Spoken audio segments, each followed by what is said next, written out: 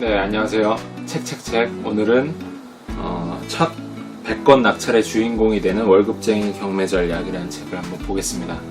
이 책은 그 저자가 이제 경매를 굉장히 많이 하신 분이고 부동산에 되게 업력이 있으신 아주 괜찮은 실력의 저자이기 때문에 이 책 보는 내내 이 책이 되게 좋더라고요. 그래서 읽어보면서 진짜 이분이 경매를 정말 많이 하신 분이구나 하는 생각을 가질 수 있었고, 꼭 부동산을 사는 방법이 꼭 경매만 있는 건 아닌데 그래도 경매라는 수단을 꼭 알아두셔야지만 이 부동산으로 자산을 늘리는 데 있어서 굉장한 무기가 되지 않을까라는 생각이 듭니다. 이 책을 보시면 월급쟁이로서 경매를 하는 데 있어서의 필요한 거의 모든 것들이 들어가 있어요.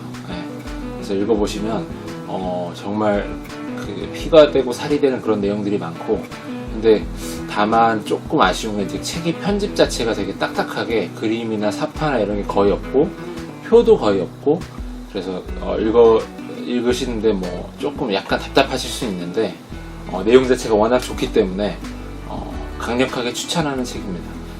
기본서로 삼으시면 되게 좋을 것 같아요. 경매에 있어서 이 정도로 세세하게 훑고 지나가는 기본서가 드문 것 같아요. 그래서 굉장히 좋다. 한번 보시겠습니다. 목차부터 한번 보겠습니다. 1부 사표 대신 입찰 서류를 쓰자. 그래서 경매를 하기 전에 어떤 자세로 해야 되며 경매하기 전에 꼭 알아야 될 것들, 경매 과정을 어떻게 한눈에 본다든지, 경매 체크리스트, 그리고 투자 고수도 이건 알고 경매를 한다라는 그런 내용들이 담겨져 있습니다. 자, 2부에 들어서는 이제 월급쟁이를 위한 경매의 6단계, 그러니까 경매의 한 사이클에 대해서 설명을 해주고 있는데요. 첫 번째로 이제 물건 검색하는 부분, 어떤 걸 살지를 이제 검색을 하는 게 제일 중요하겠죠. 두 번째, 이제 검색된 물건의 권리상에 이제 문제가 없는지 권리 분석에 대한 부분. 세 번째, 이제 물건 분석. 요건 이제 임장이 되겠죠. 그래서 물건 분석이 되겠고, 그 다음에 이제 실제 경매에 들어가서 입찰을 어떻게 할 것인가, 입찰가를 어떻게 할 것인가, 이 되게 중요한 부분이죠. 다섯 번째로 이제 낙찰을 받았다. 그러면 이제 매각 대금을 납부해야 되고, 그 이후의 과정들, 그리고 이제 내 집이 되기 바로 직전, 목전에 다다랐을 때 이제 명도, 세입자나 소유자를 내보내는 그 기술에 대한 내용이 담겨져 있습니다. 3부에 들어서는 이제 좀 더 세부적으로 고수익을 바라시는 분들을 위한 내용들이 들어가 있는데, 이 부분들은 조금 내용이 어렵고 어려운 주제를 갖고 썼기 때문에 이 내용들만 가지고는 해결이 안 되는 부분들이긴 해요. 그래서 토지라든지 상가라든지 특수물건, 특히 특수물건에 대한 부분은 내용이 되게 많아야지만 설명이 가능한 부분들인데 너무 짧게 쓰여져 있어서 그냥 이런 게 있구나, 이런 것도 할 수 있구나, 이렇게 될 수도 있구나 정도로 넘어가 주시는 게 맞을 것 같습니다. 그리고 굳이 뭐 경매장을 가지 않아도 온라인으로 할 수 있는 공매에 대한 부분도 나와 있고요. 이렇게 구성이 되어 있습니다. 네, 이 부분 보시겠습니다. 물건 분석에 자신이 없다면 현장에 5번 가보고 10곳의 공인중개사무소에 들러서 시세를 확인해보자. 물건에 확신이 생길 수밖에 없다.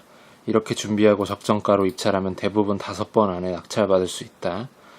실제로 전문가나 낙찰을 많이 받은 투자자들, 고수들도 이 정도까지는 하지 않는다. 이 얘기 보고서 되게 공감을 많이 했는데, 물건 분석이라는 게 이제 우리가 흔히 손품을 판다 그러고 발품을 판다 그러는데, 손품은 이제 마우스품이죠. 그래서 책상에 앉아서 이제 경매 정보지를 보고 분석을 한다든지, 아니면 뭐 네이버 부동산이나 뭐 기타 등등 사이트를 이용해서 이제 분석을 한다든지, 아무튼 컴퓨터 상에서 할 수 있는 그런 분석들을 의미하고, 그런 것들이 끝났을 때 이제 실제 물건지로 가서 임장을 하게 되는데, 그 임장 혹은 물건 분석에 있어서 좀 자신이 없는 경우가 많아요. 왜냐면 실제로 집을 많이 본 사람들이 많지 않기 때문에 어떤 걸 봐야 되는지, 보고서도 이게 어떻게 생각을 해야 되는지에 대한 그런 경험치가 쌓이질 않았기 때문에 그런 것들에 대한 좀 고민이 많은데, 실제로 그렇게 뭐 걱정이 많이 되고 내가 초보자라면 많이 가보란 얘기예요. 현장에 5번이나 가보고 10곳의 공인중개사를 가보고 이렇게 하는 것도 정말 쉽지 않은 거거든요. 뭐 저 같은 경우도 이렇게까지 해본 적은 없었던 것 같아요. 기껏 가봐도 한 2번, 3번 정도, 중개사무소도 한 3곳, 4곳 정도로 다녔던 것 같은데, 느낌에 기분 그 생각을 해보면, 떠올려 보면. 근데 뭐 이렇게 많이 가본 적은 좀 드물어서, 근데 이렇게까지도 노력을 해봐라. 그러고도 뭐 고민이 되면 이제 그때는 그때 가서 봐야 될 문제고, 아무튼 이렇게 많이 임장을 해서 경험치를 쌓으면 이거에 대한 확신이 생긴다. 근데 여기에 조금 우려가 되는 건, 이렇게 하다 보면 또 이제 물건에 사랑을 빠져서 뭔가 고가 낙찰이 되게끔 입찰가를 높게 쓰는 상황이 될 수도 있어요. 그래서 항상 객관적인 시각에서 바라보는 태도도 중요할 것 같습니다. 네, 이 부분 보시겠습니다. 경매 수익은 공돈이 아니라 불편함의 대가다. 경매로 돈을 번다는 게 왜 이렇게 벌 수밖에 없는지에 대한 거를 설명을 해주고 있어요. 그래서 정말 타당한 내용이라 한번 보겠습니다. 물건을 직접 찾는 수고가 많이 든다. 이 경매 물건은 누가 추천해주는 사람이 별 없어요. 추천을 해줘도 그것도 뭐 믿을 수도 없고, 내가 직접 찾아봐야 되고, 그 많은 경매 물건 중에 좋은 물건을 찾기 위해서는 수고가 되게 많이 드는 거죠. 그래서 그거에 대한 보상이 되는 것이고, 중개사무소처럼 상세하게 물건을 설명해 주는 곳이 없다. 그쵸? 중개사무소는 내가 팔아야 되는 물건이니까 그 중개사가 굉장히 상세하게 설명을 해주고, 이 물건에 대한 히스토리 내지는 이 지역에 대한 그런 분석 같은 걸 해주는데, 경매 물건은 뭐 설명해 주는 사람이 사실 없죠. 뭐 컨설팅에 의뢰하지 않는 이상 내가 분석을 해야 되고, 오롯이 나로부터 다 시작이 된다. 혹시나 하는 권리 분석에 대한 부담이 있다. 이 권리 분석에 대한 문제가 이제 어떤 거냐면, 이제 여기 보시면 경매 물건의 8, 90%는 아무런 하자가 없다. 이 부분이 포인트인데, 권리 분석은 바로 이 8, 90% 문제가 없는 것이 아니고, 나머지 10에서 20%에 해당하는 물건이 있는, 그러니까 문제가 있는 물건에 대한 위험을 해소하기 위해 공부를 하는 거예요, 사실. 그래서 대부분의 물건은 사실 문제가 거의 없습니다. 문제라고 하면 뭘 의미하냐면, 낙찰을 받았을 때, 세입자가 대항력이 있어서 그 세입자의 보증금을 내가 인수해야 되는 경우가 첫 번째가 될 것이고, 두 번째는 예를 들면, 인수하지 않아도 됐을 권리, 혹은 예를 들면 당해세나 이런 것들이 먼저 있는데 그거에 대한 분석이 제대로 이루어지지 않았을 경우에 부담해야 되는 경우, 여러 가지 이유가 있을 텐데, 어찌됐든 낙찰 받았을 때 내가 인수해야 되는 돈이 있다, 혹은 명도에 대한 문제가 있을 수도 있는 그런 물건에 대한 것들에 대한 분석이라, 이런 것들은 사실 이것도 다 리스크죠. 이거에 대한 보상으로 이제 경매에 돈을 벌게 되는 것이라는 내용이고, 낙찰 받기 전부터 목돈을 준비해 놓고 있어야 된다. 그래서 크게 목돈은 아니고 대부분 보증금의 10%의 금액이 있어야 돼요. 예를 들면 2억짜리 아파트면 2천만 원을 보증금으로 갖고 있어야지만, 감정가의 10%에 해당하는 금액을 들고 가야 돼요. 그래야지만 이제 경매에 참여할 수가 있고, 그 비용보다도 조금이라도 적으면 이제 경매가 무효 처리가 되고, 대부분은 이제 금액이 좀 크다 보니까 수표 한 장으로 끊어서 가게 되고, 수표의 경우에 이제 500만 원 이하는 이제 한 장짜리로 끊어지지 않기 때문에 실제 돈을 준비하셔야 되는 경우가 있고, 대부분 500만 원 이상인 경우에는 이제 한 장짜리로 깨끗하게 만들어서 미리 준비를 해 놓는 게 좋습니다. 그리고 유찰이 자주 돼서 저감된 경우에는 보증금의 20%, 30%, 보증금이 아니죠. 최저가의 20%, 30%에 해당하는 게 바로 보증금이 될 수도 있는 경우가 있긴 있어요. 근데 대부분 이제 감정가의 10%를 준비를 해놔야지만 되는 부분이 있습니다. 이 부분 같이 보겠습니다. 명도라는 단어만 들어도 두렵다. 아무리 경매가 쉬워져도 불편한 부분이 여전히 있다. 수익은 이러한 불편함에서 온다.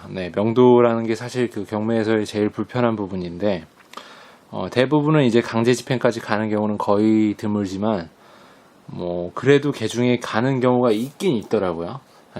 그렇지만 거의 대부분은 이제 협상을 통해서 해결이 되고, 그래도 경매라는 제도가 되게 좋은 게, 경매로 낙찰받으면 인도명령이라는 권한을 주기 때문에 이게 바로 그 세입자가 나갈 수밖에 없는 집행권원의 그 힘이 있어요. 그래서 결국에는 승리할 수밖에 없는데 어떻게든 이제 그 과정을 어떻게 하느냐의 문제인데, 대부분 이제 세입자가 안에 살고 있는 분이 보증금을 다 받아가는 경우에는 낙찰자의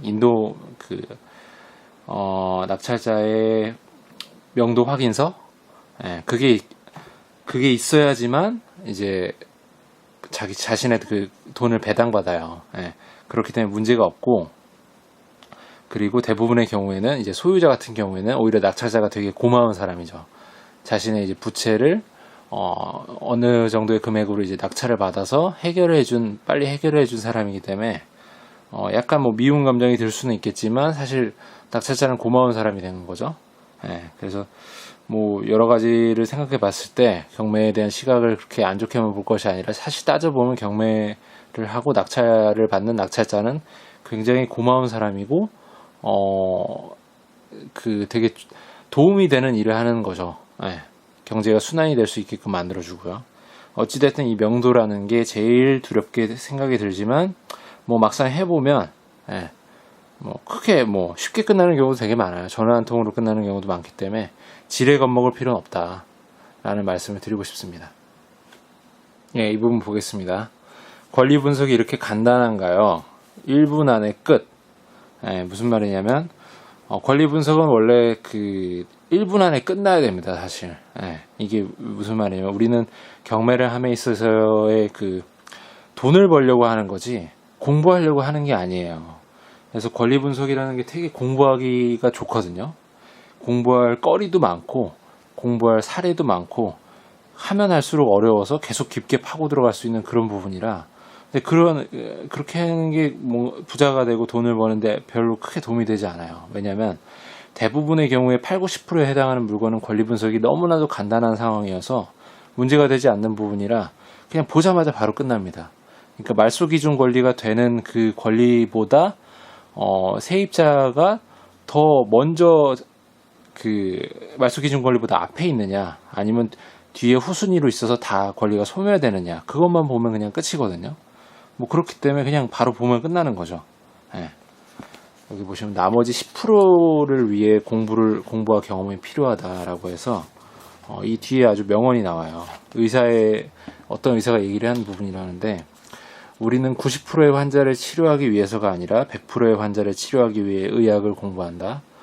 그쵸. 의사들도 사실 그 전문의가 개원하고서 이제 병원에서 이제 그 환자를 받으면 대부분의 환자가 경미한 환자예요. 그래서 내가 막 고생하고 막 공부하고 그런 그 힘든 기술을 갈고 닦아서 결국 대부분의 그 임상은 굉장히 그 사소한 부분에 대한 환자들이 많은 거죠. 하지만 일부 진짜 중요한 환자들, 진짜 치료가 어려운 환자들을 고쳐주기 위한 공부를 위해서 하는 거지. 그러니까 마찬가지예요. 권리 분석도 대부분 이제 감기에 해당하는 수준의 이제 환자들, 그러니까 감기에 해당하는 수준의 물건들에 대한 권리 분석이 많고, 암이나 뭐 에이즈나 뭐 그런 정말 어려운 병들, 고치기 힘든 병들에 대한 그런 권리 분석은 정말 그러니까 특수 물건에 해당하겠죠. 그런 건 되게 드물다. 그렇기 때문에 어렵게 생각하실 필요가 없고, 여기 보시면 뭐 압류, 가압류, 담보가등기, 강제경매 기입 등기 뭐 이런 것들이 이제 말소 기준 권리가 될 수 있어서, 이거보다 근저당이 후순위에 있느냐 아니면 앞에 있느냐에 따라서 낙찰자가 인수해야 되는지 아니면은 그냥 소멸돼서 인수하지 않아도 되는지가 갈리기 때문에 그게 제일 중요해요. 그거면 거의 끝이라고 보고, 그래서 그렇게 크게 어렵게 생각하실 게 없고, 이것보다 제일 중요한 건 부동산 지역을 분석하고 이 부동산이 돈이 되는 것인가, 향후에 시세가 어떻게 될 것인가, 아니면 월세가 괜찮게 나올 것인가를 대한 파악을 할 수 있는 그 지식을 얻는 게 훨씬 중요합니다. 이 권리 분석은 뭐 그러니까 한마디로 이게 분류만 할 수 있으면 돼요. 막 계속 공부해야 돼서 이제 경매를 못 하시면 절대 안 됩니다. 간단하게 보셔야 되는 부분입니다. 여기 보시면 이제 그 저자가 낙찰가를 본인이 이제 그 잡는 노하우에 대해서 알려줬는데, 자 한번 보실게요. 시간을 되돌려도 바꾸지 않는 금액이어야 한다. 이게 무슨 말이냐면, 그 내가 그 입찰가로 잡은 입찰가가 절대 변동되지 않을 만큼의 확신이 있어야 된다는 얘기예요. 그러니까 입찰하러 실제 경매장에 가보시면, 저는 이제 경매 그 법원에 갔을 때 이제 느낌을 보는 게, 애기 엄마들이 애기를 끌고 유모차를 밀고 간 정도의 상황이면 굉장히 입찰을 많이 하러 왔다고 파악을 해요. 그래서 대부분 그 괜찮은 아파트 같은 경우에 물건에는 한 10명 이상이 입찰이 오는 경우가 많아요. 그런 경우는 이제 거의 뭐 매매가 혹은 금매가보다도 비싼 수준으로 낙찰이 되기 때문에 실익이 거의 없다고 봐야죠. 네. 그래서 그런 경우가 많기 때문에, 그런 경우에 이제 입찰을 좀 포기는 아니지만 거의 포기 수준으로 반신반의하면서 들어가고, 오히려 정말 꼭 낙찰받아야겠다라고 생각하는 것들은 조금 올려요, 가격을. 예, 법원에 가서 올리기도 합니다. 예, 법원의 분위기를 보고. 근데 어찌됐든 중요한 거는 크게 벗어나지는 않아요, 처음에 설정했던 입찰가에. 왜냐하면 그게 크게 벗어나면 문제가 있는 거죠. 애초에 내가 어떤 그 상황을 파악해서, 내 상황을 파악해서 그거에 대한 걸 근거로 수익률을 계산해서 그거를 역산해서 만드는 입찰가이기 때문에 여기에서 크게 바뀐다는 거는 입찰가 산정 혹은 시세 산정이 잘못됐다는 뜻입니다. 그래서 시간을 되돌려도 바꾸지 않는 금액이어야 되고, 이번 입찰이 마지막이라고 생각한다. 초보 투자자들은 뭐 이번에 안 되면 다음에 하지, 뭐 경험이 뭐 좋은 경험 했다 이렇게 생각하는데, 그건 아니에요. 왜냐면 그 이기려고 간 거기 때문에, 좋은 경험을 했다고 생각하는 거는 정말 초보입니다. 그래서 좋은 경험은 계속 좋은 경험만 할 수밖에 없어요. 예. 이 낙찰을 해야 의미가 있는 거지. 게다가 그 직장인 경우에는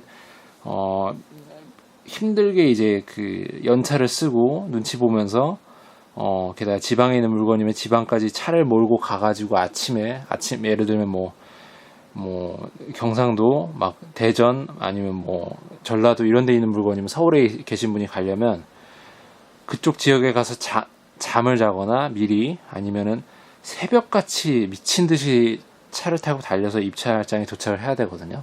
그래서 11시 직전에는 도착을 최소한 해야 낼 수가 있기 때문에 이게 보통 일이 아니란 말이죠. 그래서 만약에 그렇게까지 이제 연차 쓰고 힘들게 가서 이제 낙찰을 받으려고 갔는데 이제 떨어지고 돌아오는 그 길은 죽을 것 같아요. 정말 죽을 것 같이 힘들고, 내가 이게 뭐 하는 짓인가 싶고 하기 때문에 정말 마지막이라고 생각하고 최선을 다한 입찰가를 써내야 돼요. 다만 고가 입찰은 안 되고요. 고가 입찰하는 건 아무 의미가 없고, 대신에 이제 최대한 분석을 잘해서 이 마지노선까지는 내가 감당할 수 있어, 이건 내가 꼭 잡겠다 하는 거는 이제 최대한 높게, 내가 분석한 수익이 나는 선에서 최대한 높게 쓰는 게 맞고, 아니면 최대한 보수적으로 써야겠죠. 그래서 여기 보시면 묻지마 인상이라고 하는데, 저자가 뭐 2014년에 유난히 낙찰을 잘 받았는데, 그거에 대한 비법이 자기가 생각했을 때 경쟁자가 좀 많았다고 생각됐을 때 이유 없이 10% 그 0.5% 정도 입찰가를 올렸다라는 내용이에요. 그래서 수억 원의 입찰가에서 100만 원, 200만 원은 큰 의미가 없으니까, 일단 갔을 때 경쟁자가 좀 많다고 판단이 되면 이유 없이 내가 선정 입찰가에서 0.5%를 인상해서 일단 질렀다라는 내용인데, 이런 것도 뭐 의미가 있을 수 있겠습니다. 왜냐면 뭐 높게 쓸수록 사실 낙찰을 많이 받는 거니까요. 저자가 말한 대로 수억 원에서 100만 원에는 뭐 1%도 해당되지 않는 범위가 많으니까요. 네, 여기 이제 대출에 대한 부분이 나와 있는데 한번 보시겠습니다. 대출의 기준은 낙찰 물건과 개인 신용에 따라 달라진다. 이해하기 쉽게 일반적인 기준을 제시해보면, 주택의 경우에는 기본적으로 낙찰가의 80% 또는 감정가나 KB부동산 시세의 70% 중 낮은 금액을 대출해준다. 이 부분은 이제 조금 그 예전 버전이에요. 이제 그 최근에는 이때만 해도 이제 낙찰가의 80%니까 대출이 굉장히 많이 나왔어요. 그래서 실질적으로 뭐 신용대출까지 겸하면 거의 90% 가까이 낙찰가에 이제 대출이 나오는 경우가 많아서 10%에 대한 금액만 갖고도 부동산 취득이 가능한 상황이 됐었죠. 근데 최근에는 특히 서울 지역 같은 경우는 주택담보대출이 있는 경우에는 30%밖에 대출이 안 나오죠. 게다가 이제 MCI나 MCG를 다 쓴 경우에는 뭐 반공제를 하게 되기 때문에 반공제를 하게 되면 대출이 거의 안 나온다고 봐야 됩니다. 그래서 실질적으로 돈이 있는 사람 할 수 있는 시장이 뭐 서울이나 이제 투기 지역으로 이제 지정을 해놓은 그런 지역들이 됐고, 이제 그 투기 과열지구로 이제 지정이 안 된 그런 지역은 이제 대부분 주택담보대출이 있는 경우에는 60%까지밖에 되지 않습니다. 그렇기 때문에 게다가 60%를 하더라도 반공제 지방인 경우에 1,700만 원 정도 되는데, 그거를 빼게 되면 뭐 많이 나오지 않는 거죠. 그렇기 때문에 대출 기준이 강화돼서 이거는 이제 좀 예전 버전이고, 어찌됐든 대출이 되게 중요하다는 얘기를 뭐 하고 있고, 대출이 왜 중요하냐면 투자자는 돈이 없잖아요. 그래서 돈이 많으면 사실 뭐 말이 뭐 다 그냥 자기 원하는 대로 하겠지만, 이 대출을 되게 잘 활용을 해야 됩니다. 경매를 잘하는 건 대출을 잘 활용하는 게 되게 중요한 부분이에요. 그래서 내 돈만 가지고는 할 수 있는 게 되게 적고 범위가 적기 때문에 대출을 잘 받아야 되고, 대출을 잘 받는다는 것의 의미는 저금리로 대출을 받는 것도 중요하지만 그것보다 더 중요한 거는 거치 기간이에요. 거치가 될 수 있는 상품을 찾아내야 됩니다. 그래서 그 상환을 하는 데 있어서의 원리금 균등 상환인 경우에 그 원금을 거치를 안 하고 계속 갚아나가는 상황이 돼버리면 현금 흐름이 딱 막혀요. 예를 들면 뭐 1억을 대출 받았는데 이자만 내면 뭐 20-30만 원만 내면 되는데, 원금과 같이 낼 경우에는 뭐 100만 원이 넘어가는 상황도 될 수 있거든요. 그러면 내가 예를 들면 월급이 뭐 300만 원, 400만 원 되는데 이자만 내야 되면은 뭐 20-30만 원이면 충분히 감당할 가능한 수치인데, 100만 원, 200만 원이 이제 이자로 나가버리면 생활이 되게 어려워지는 거죠. 궁핍해지고. 물론 그 원금을 상환하는 게 저축과도 같아서 없어지는 돈은 아니지만, 일단 투자자의 입장에서는 그 거치가 되는 상품을 찾는 게 좋고, 대부분 지금 현 시점에서는 제일금융권은 거치가 되는 상품이 거의 없습니다. 하더라도 거의 1년 정도밖에 안 되고, 잘 찾아보시면 이금융권에 보면 거치가 되는 것들이 좀 있어요. 그래서 제가 최근에 이제 그 8월 16일이죠. 8월 16일자로 이제 물건 하나를 한 게 있는데, 그거는 이제 거치 기간이 3년이고 1년 연장해서 4년까지 일단 거치가 가능한 상태인데, 뭐 그런 것도 있습니다. 그래서 제2금융권이라는 꼭 안 좋은 막 그런 사설 막 러시앤캐시님 이런 게 아니고, 축협이나 뭐 농협, 신협, 새마을금고 이런 것들을 제1금융권이라 하는데, 부동산 담보대출인 경우에는 신용도 하락이 거의 없다고 보셔도 돼요. 왜냐하면 부동산 담보대출은 담보가 있는 상품이기 때문에 보험사 같은 곳에서 대출을 받더라도 부동산 담보대출은 신용도의 하락이 미비한 수준입니다. 그래서 그 대출을 잘 활용하시려면 이제 신용도가 되게 중요한데, 신용 관리를 되게 잘 하셔야 돼요. 뭐 연체가 된다거나 현금 서비스를 받는다거나 하면 이제 대출이 잘 안 나오기 때문에 이 부분이 되게 중요합니다. 그래서 경매를 잘 하시려면 대출을 잘 활용해야 되고, 대출을 잘 활용한다는 건 거치 있는 상품을 잘 찾아내야 되고, 대출을 잘 받으려면 또 신용도 관리가 중요하다. 그래서 이 부분이 되게 중요하다고 볼 수 있습니다. 그래서 여기도 한번 보실게요.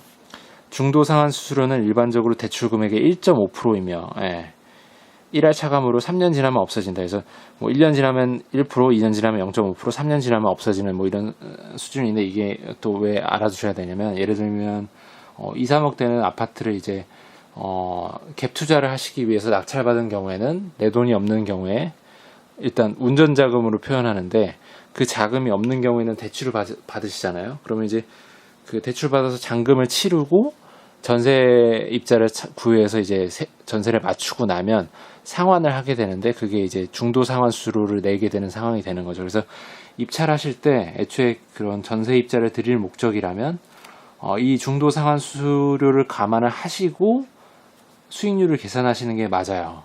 그래서 뭐 전세 끼고 갭 투자를 고민하시는 부분이면 오히려 경매보다는 매매가 나으신 경우도 있습니다. 왜냐하면 매매의 경우에는 그 중개사를 통해서 매매를 하면서 동시에 전세를 구해서 퉁퉁 치는 전세입자의 금액으로 이제 매매 대금을 이제 정산을 해서 실질적으로 이제 중도상환 수수료 같은 거 이용할 필요도 없이 갭에 해당하는 금액만 가지고 이제 구매를 할 수 있기 때문이죠.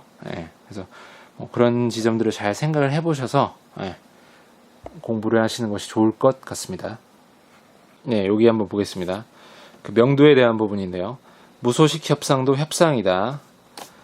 낙찰자는 점유자에게 부담을 줘야 한다. 점유자가 부담을 가져야 좀 더 적극적으로 이사 계획을 세우고 법적인 절차가 엄포가 아님을 느낀다.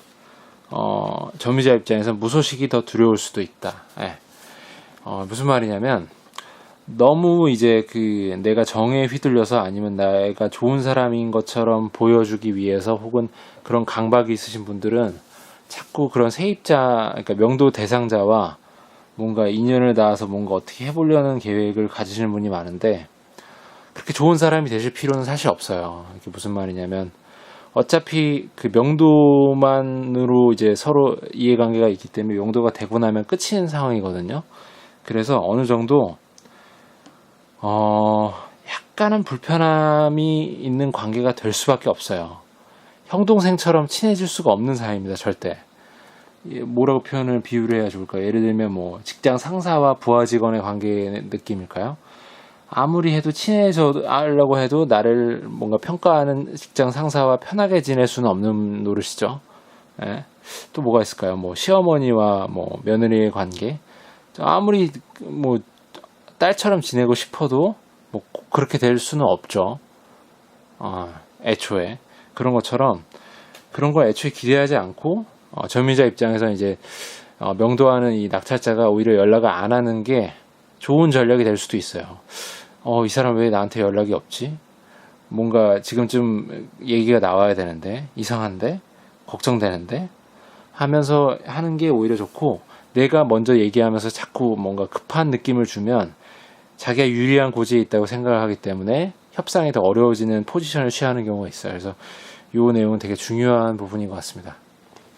네, 여기 에필로그 부분인데 한번 보겠습니다. 중요한 내용인 것 같아서요. 월급쟁이가 돈 버는 시스템을 만들기 위해서는 자신만의 감나무를 가져야 된다. 우선 심은 다음에 잘 가꿔서 감나무를 키워내면 감을 딸 기회가 만들어진다. 딴 감을 팔아서 감나무를 더 심거나 종목을 바꿔서 새롭게 돈 버는 시스템을 만들어갈 수도 있다. 초반에는 작아 보여도 기회를 놓치지 않는 것이 중요하다. 그래서 월급쟁이로서 제일 중요한 건 이제 매달 월급이 들어오는 그게 제일 장점인데 그 월급이 굉장한 힘을 줍니다. 그래서 그 투자를 함에 있어서 대출에 대한 뭐 이자도 내는 그 힘이 될 수도 있고 또 생활에 좀 투자하면서 이제 뭔가 이렇게 힘들어지는 경우도 있고 뭐 좋아지는 경우도 있겠지만 그런 경우에도 월급이 내 생활을 유지시켜줘요. 그렇기 때문에 이 월급쟁이가 경매를 하는 게 굉장히 유리할 수가 있고 또 하나 대출을 받으려면 이제 그 직장인 신분인 게 좋은 게 직장인이 대출이 잘 나옵니다. 신용도 때문에. 그래서 여러모로 월급쟁이는 경매를 하기에 좋은 포지션에 있는 거는 분명한 것 같습니다. 그래서 월급쟁이가 이제 계속 월급만 받아가지고는 내가 뭐 건강이 안 좋아진다거나 나이를 먹어서 나가야 된다거나 하면 이제 더 이상 여기서 표현하는 감나무의 감을 딸 수가 없잖아요. 그러니까 감을 이제 따올 때 그 감을 따온 거를 팔아서 나만의 감나무를 심어야 된다는 얘기죠. 그게 되게 중요한 것 같습니다. 그래서 저도 저만의 감나무를 심으려고 심고 있고 아직은 뭐 미비한 수준이지만 목표에 대비해서는 그래도 진행이 되고 있고 점점 나아지고 있는 것 같아요. 그래서 그런 부분에 대한 희망을 갖고 있고 점점 그 감나무들로 인해서 더 경제 공부도 열심히 하게 되고 부동산 공부도 열심히 하게 되고 내 가족도 더 사랑하게 되고 하는 것 같습니다. 그래서 여러 가지 것들이 긍정적인 요소가 되는 것 같아서 꼭 여러분도 감나무를 심어 보셨으면 좋겠어요. 어떠셨어요? 좋은 책이죠. 내용만 뭐 제가 본 부분은 되게 그 일부분입니다. 그래서 항상 뭐 말씀드리지만 일부분만 보여드리는 수준이기 때문에 뭐 제가 읽었던 부분들에 있어서 그 좀 핵심적으로 이제 이 부분은 좀 보시면 좋을 것 같다라는 내용들을 이제 주로 말씀을 드리고 있고 주로 이제 제가 이 책의 내용보다는 제 생각을 주로 많이 말씀드리려고 하고 있고 그래서 이제 보시면 이 책은 정말 기본서로 삼기에 좋은 책이에요. 그래서 이 저자인 김태경이란 분이 부동산 분야에서 20년 동안 활동한 실무 전문가, 경매 낙찰도 굉장히 많이 받으신 분이고 부동산 대학원에서 석사도 받으시고 그래서 여러모로 정말 초고수신데 고수의 비기가 잘 설명이 되어 있습니다. 그래서 정말 상세하게, 그리고 그 기본적으로 줄기를 잘 잡아서 설명을 해주기 때문에 내가 월급쟁이다, 그리고 부동산에 좀 관심이 있어서 좀 돈을 벌어보고 싶고 그 부동산 중에는 이제 경매에 좀 관심이 간다 하시는 분은 이 책을 기본소를 잡아서 그 실력을 쌓아가셔도 좋을 만한 그런 책입니다. 그래서 한번 추천드리고 쉽고 읽어보셨으면 좋겠습니다. 이상입니다.